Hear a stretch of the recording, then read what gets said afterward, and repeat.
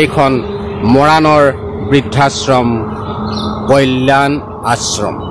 এইখন আশ্ৰমত ভালে সংখ্যক বৃদ্ধ বৃদ্ধাই আশ্ৰয় লৈ আছে। সেই বৃদ্ধাশ্ৰমখনলৈ আমি আজি আহিছোঁ আৰু ভিতৰলৈ গৈ আপোনালোকক সবিশেষ অৱগত কৰিম। অসমীয়াৰ এটা নাম আছিল যে অতিথিক শুশ্ৰূষা কৰি ভাল পায়, নিজ পিতৃ মাতৃক সেৱা শুশ্ৰূষা কৰি ভাল পায়। সেইখন অসমত এতিয়া নিজ পিতৃ মাতৃ যেন এলাগী হৈ পৰিছে। ক্ৰমশঃ নিজ পিতৃ মাতৃক সেৱা শুশ্ৰূষা কৰাত যেন ব্যৰ্থ হৈছে বা যি কাৰণতে নহওক পিতৃ মাতৃক সেৱা শুশ্ৰূষা কৰিবলৈ যেন আহৰি নাই। নিজৰ ব্যস্ততাৰ খাতিৰতে হওক বা অন্য কাৰণতে হওক নিজ পিতৃ মাতৃক বহুতেই সেৱা শুশ্ৰূষা কৰিবলৈ আহৰি নাপায়। সেয়ে এতিয়া বৃদ্ধাশ্ৰমত তেনে পিতৃ মাতৃক ৰাখিবলগীয়া হৈছে। আশ্ৰমখনৰ ভিতৰতে আছে এটা উপাসনাস্থলী। এয়া ইয়াত থকা ককা আইতাহঁতে সদায় নৈমিত্তিক পূজা অৰ্চনা কৰে। ককা আইতাহঁতৰ মনৰ কথা বুজ ল'ম। আমি এগৰাকী আইতাক দেখিবলৈ পাইছোঁ। আইতা, ক'ত ঘৰ আপোনাৰ? ক'ত ঘৰ? কেতিয়াৰ পৰা আছে ইয়াত? এবছৰকে বেছি হ'ল। কেনেকুৱা লাগিছে? ভালে লাগিছে, ভালে আছে। ঘৰত কোনো নাই নেকি আপোনাৰ? কোনোৱে নাই। কোনোৱে নাই ন? ক'ত ঘৰ আপোনাৰ? কি লিখে আপুনি? কি নাম? বাইলু, যমুনা বাইলু। বাইলু। ঘৰত কোনো নাই নেকি? ছোৱালী এজনী আছিলে, ছোৱালীজনী মৰিলে। এতিয়া মই ভৰি এটা বেয়া হ'ল। এই আশ্ৰমখন খুলিবলৈ কেনেকৈ মন গ'ল বা কিয় খোলা হ'ল? এই আশ্ৰমটো খোলাৰ শ্ৰেয়টো গোটেই আমাৰ দেউতাক যায়, মোৰ ফাদাৰ ইন ল। তেওঁ মানে দেখিছিলে গাঁৱত বহুত দুখীয়া মানুহ আছে, যাক মানে ল'ৰা বা বোৱাৰী কামত গুচি যায়, সিহঁতক চাবলগীয়া কোনো নাথাকে ঘৰ পিছত, সিহঁতক খৰচটো বেৰ কৰিব নোৱাৰে। আৰু বহুত দুখীয়া মানুহ তেনেকুৱা ৰাস্তাত পৰি থকা দেখিলে, যাক কোনো চাবলগীয়া মানুহ নাথাকে। তেওঁ চিন্তা কৰিলে যে আমি এটা এই আশ্ৰমটো বাহিৰত বহুত শুনিছোঁ যে অসমৰ বাহিৰত আশ্ৰম আছে। তেতিয়া তেওঁ ভাবিলে যে আমি এটা খুলি চাওঁ, আমি যদি সহায় কৰিব পাৰোঁ ৰাইজক। সেইকাৰণে তেওঁৰ মনত ভাৱ আহি এই আশ্ৰমটো খুলিলে। কেতিয়া আৰম্ভ কৰিছিলে আশ্ৰমখন?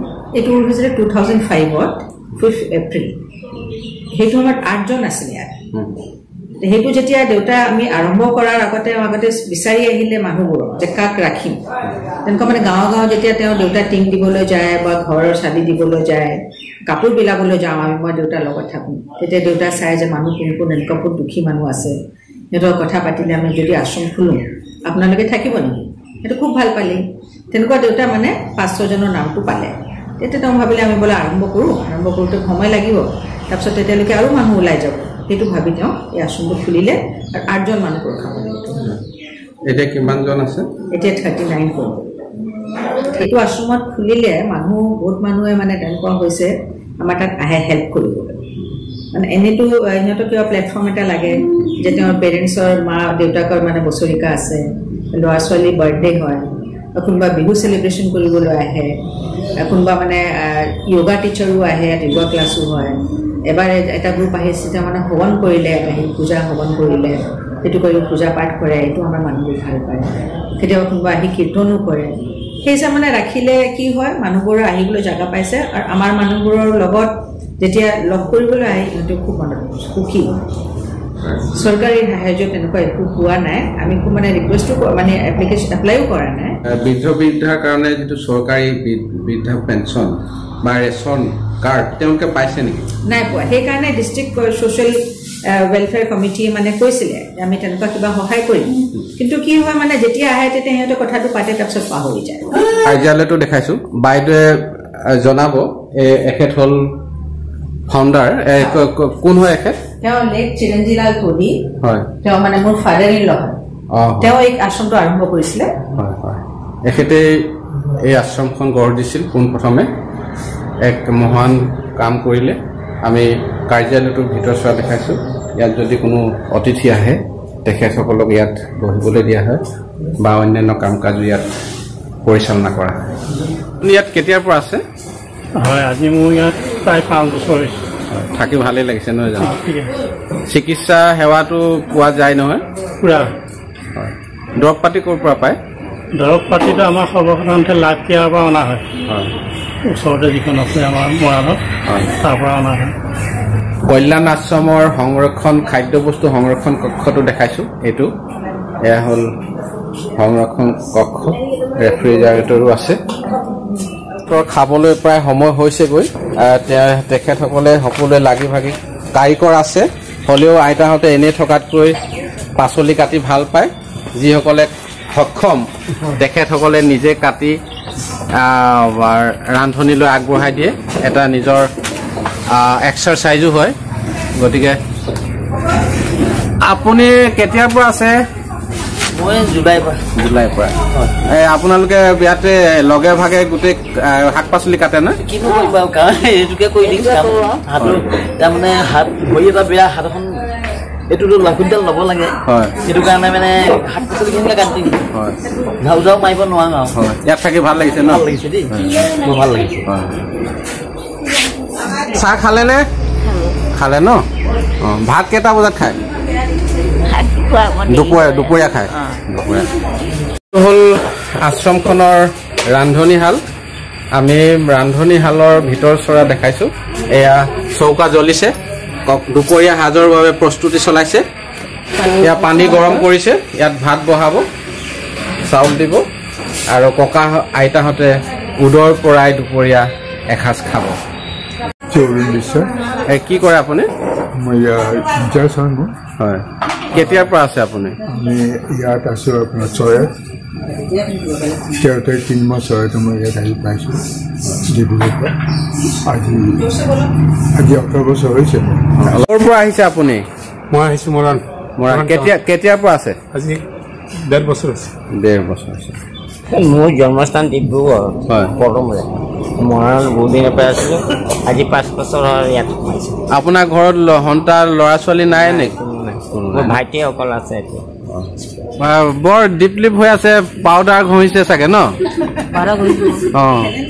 ক'ত ঘৰ আপোনাৰ ককা আইতাহঁতক দেখালোঁ তেওঁলোকে পুৱাৰ ৰ'দ জাক লৈছে এটা শীতকালৰ ৰ'দৰ আমেজে সুকীয়া ফুলে কহোৱা বন ফগুনি ফাগুনি মলয়া বলিয়া মন বিহুতি পানৰে ধনে ঐ মাজনী কান্দিলে কেতেকী বাজিলে পেপাতি ফুল বাগিচা ধনে কি ভাবিছা বিহুৱে বতৰত আমাৰ মন উতলা এটা চাহ খালেনে চাহ খালে মুৰাদাবাদৰ এগৰাকী ইয়াত আশ্ৰয় লৈছেহি তেখেতনো কেনেকৈ আহিলে এইগৰাকী হ'ল মুৰাদাবাদৰ পৰা আহিছে তেখেতৰ বিষয়ে আমাৰ ইয়াৰ কৰ্তৃপক্ষৰ পৰা জানিব বিচাৰিম বাইদেউ কওক মানে তেওঁ অহা 20 দিনমান হ'ল ইয়াত এতিয়া 2 তাৰিখে আহিছিলে তেওঁ লাহোৱালৰ পৰা মোক পুলিচ ষ্টেচনৰ পৰা ফোন কৰিলে যে বাইদেউ মানুহ এজনী এনেকুৱা আহিছে হিন্দী স্পিকিং হয় তেওঁ একো ক'ব নোৱাৰোঁ ক'ৰ পৰা আহিলে কেনেকুৱা হ'ল ট্ৰেইনৰ পৰা নামিলে ষ্টেচনত লগ পালোঁ তেওঁ ঠিক আছে থৈ দিয়ক বেছি বয়সো নহয় কিন্তু একো কথা চথা পাতিব নোৱাৰিছে তেওঁ যেতিয়া ইয়াত আহিলে ইয়াত আহি তেওঁ কালৈ কথা নাপাতে তেওঁ খং কৰে চবক মোক কেলৈ লৈ আহিছে ইয়াত মই য'ত আছিলোঁ তাতে ভাল থাকিলোঁ হয় গোটেই চকুত চুলিত ওকণিয়ে গোটেই গাটোত ওকণিয়ে খজুতি বেমাৰী লাহে লাহে তাক মানে গা চা ধুৱাই চফা তফা কৰি ট্ৰিটমেণ্টটো কৰালোঁ অলপ ভাল পাইছে কিন্তু তাই মানে এতিয়াও স্পষ্ট ক'ব নোৱাৰে ক'ৰ পৰা আহিছে কি হৈছে কাৰোবাৰ লগত কথা নাপাতে একদম বেলেগ বেলেগো হৈ থাকে ইয়াৰ পুৰুষৰ শয়ন কক্ষ এইটো খুব সুন্দৰভাৱে ৰাখিছে তেওঁলোকক পৃথককৈ ছিংগুল বিচনা কল্যাণ আশ্ৰমলৈ ডিব্ৰুগড় বিশ্ববিদ্যালয়ৰ কেইগৰাকীমান শিক্ষাৰ্থী আহিছে তেওঁলোকে কিয় আহিছে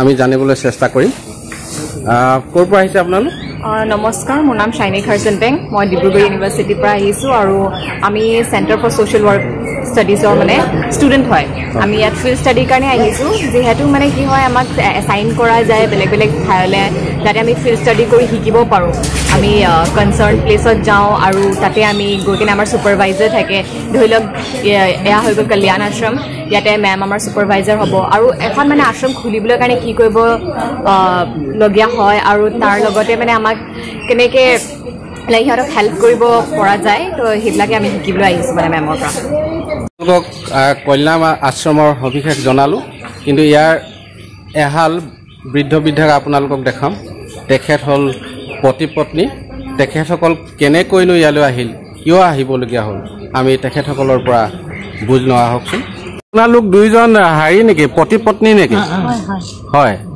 ল'ৰা ছোৱালী আছে নাই আপোনালোকৰ হা ছোৱালীজনী আছে ছোৱালী ল'ৰা নাই বিয়া দিলে ক'ত ঘৰ ক'লে ডাঙৰি তিনিচুকীয়া ডাঙৰি ইয়ালৈ কেতিয়া আহিলে আমি আহিয়ে কেনে প্ৰায় ছমাহমান হ'ল কোনে থৈ গ'লহি ছোৱালীজনী আৰু ভনীজনী আছে তেওঁলোকে ঘৰত নাচায় নেকি আপোনালোকক চাই হ'লেও কাম বন কৰিব নোৱাৰে বুলি কথা ভাত চাত বনাব নোৱাৰে আপোনালোকক ককা আইতাহঁতৰ মনৰ কথা দেখুৱালোঁ তেওঁলোকে ক'ৰ পৰা আহিছে কেনেদৰে আহিলে ইয়াত কেনে পাইছে সকলো দেখুৱালোঁ ইয়াত তেওঁলোকে খুব সুন্দৰভাৱে আছে সুন্দৰ পৰিচালনাৰে এই আশ্ৰমখন পৰিচালিত হৈ আছে ইয়াত ককা আইতাহঁতে কোনো কষ্ট পোৱা নাই তেওঁলোকে